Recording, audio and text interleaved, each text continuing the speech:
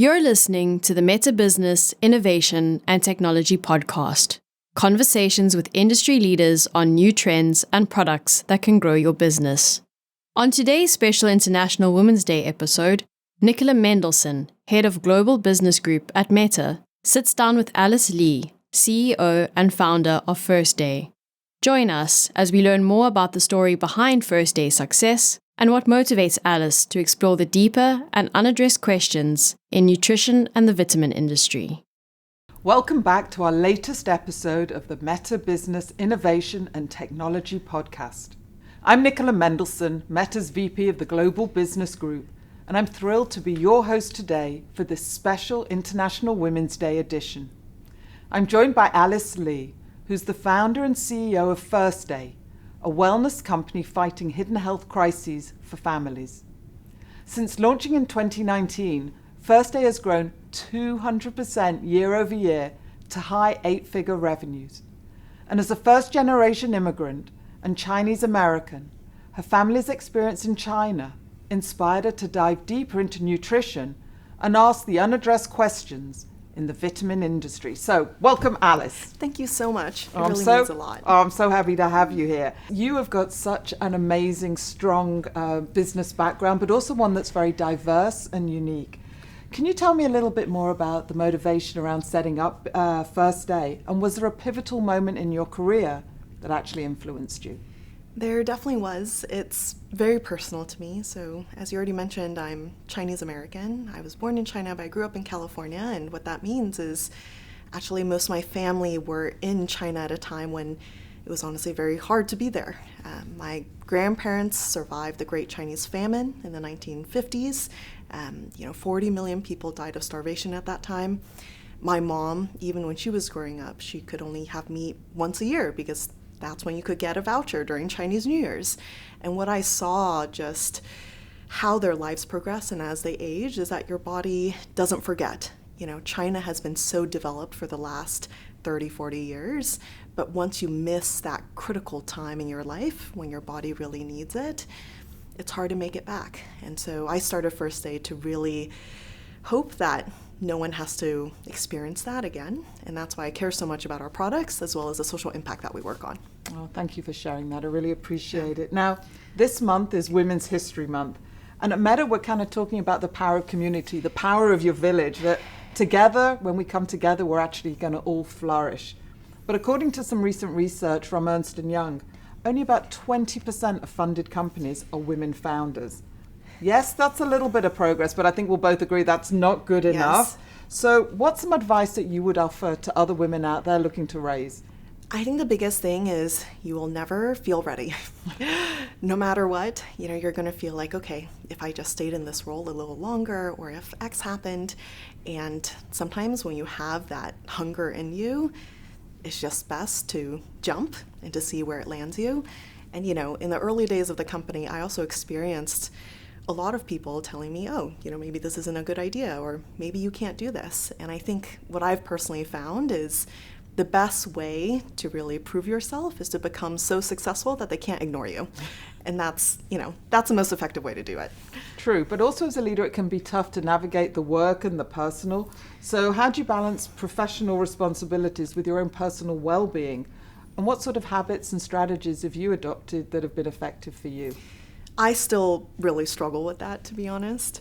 And something that I tell myself, which has been really helpful, is it's actually better for the company if I engage in more self-care. So, instead of working until I'm exhausted and then I have to take a whole week off, it's better to preemptively just take a day off when, you're really in touch with how you're feeling. And then the other thing is, even 5 minutes of, let's say, exercise and rest is infinitely better than 0.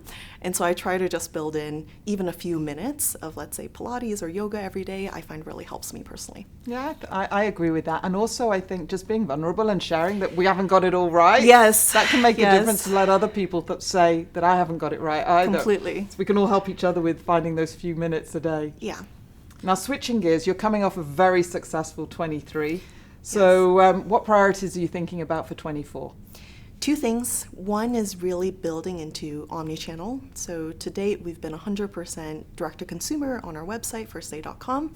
And right now we're focused on how do we figure out how we can be in all these different places where consumers want to purchase us, whether it's Amazon or in retail. So that's a really big initiative for us. The second thing is actually doubling down on Meta. We want to spend double what we spent last year, and that's going to be a huge lift for the team. And we're really looking to hopefully spend 30 to 40 million on the platform this year, which is super exciting. Well, we are all here to help you do that and to get you the return that you want to see. But how do you actually go about setting the strategies that do result in increased performance and tangible sales, business outcomes? It's two big, I would say, areas for us. One is really creative diversification. So we use a very hypothesis-driven approach to create these testing sandboxes within the Meta platform. And as our reps have been amazing and have told us, our creative fatigue is pretty low. It's only just, I think, 20 out of a score of 100, which has been incredible. And then the second thing is actually really collaborating with the team here and leaning into some of these cutting edge sort of products and features that Meta has been offering for Instagram and Facebook. I think we're right now 40% Advantage Plus shopping campaigns, which has been incredible. And so, between those two, that's really what's allowed us to scale. That's great. Now, you're also a big believer in Q5. Yes. The period between Christmas and kind of mid-January when holiday shopping's over, but people are still in a frame of mind to want to discover and find new products and services. So can you tell me how you approached Q5 last year? We really hit new highs. So I think it was just within a couple of weeks, we scaled more than 50% up, which was just incredible. And a huge part of that is in that time period of Q5 around New Year's, people are really excited to be on these social platforms in a form of discovery. It's New Year, New You, and what we do is we really front load a lot of the scale to take advantage of that readiness to purchase. And I think the ability of Meta to get us in front of the right people at the right time has been a huge success there. Fantastic. Now, there's no way we could have this conversation and not touch on AI. Yes. So what role is AI playing in your organization? What tools are you utilizing? I know there's been a ton of discussion around generative AI, large language models, ChatGPT, and we use all of those things. But honestly, the thing that we really enjoy the most, and that's been a part of the business from day one, is actually leveraging the AI that's built right into Facebook. I think Facebook has been the most scalable and most effective marketing platform that we've used. And that's really been the most exciting part of AI and something that really touches our day-to-day. We actually joke on the team that, in a few more years, we won't even need media buyers anymore because the platform will be so good. Well, I don't know about that. Don't want to upset all the media buyers out there, good. But there are so many opportunities when it comes to AI. I want to talk a little bit about you as the founder and as the CEO, and what are some of the things that you do to keep your teams prepared, and how do you go about kind of inspiring them about the long-term success of the business? The biggest thing, and I think it's a little bit counterintuitive, is actually giving them as much autonomy and context as possible.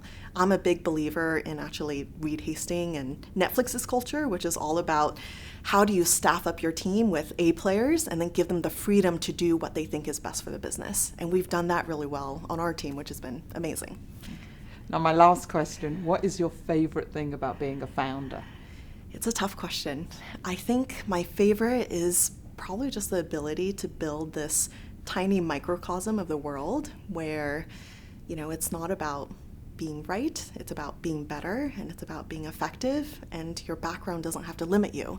And I think that's one of the really incredible things about running your own company is that you get to create what that looks like. And that's been, I think, the most rewarding thing for me. Oh, Alice, thank you so much for your time, and I look forward to continuing to see your business continue to soar and grow. Thank you so much. Thank you. It's been a pleasure. We hope you enjoyed this episode.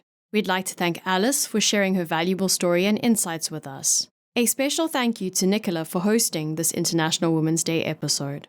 You can find links to any resources mentioned in today's show notes. If you enjoyed this episode, be sure to subscribe and leave us a 5-star review. And thank you for listening to the Meta Business, Innovation, and Technology podcast.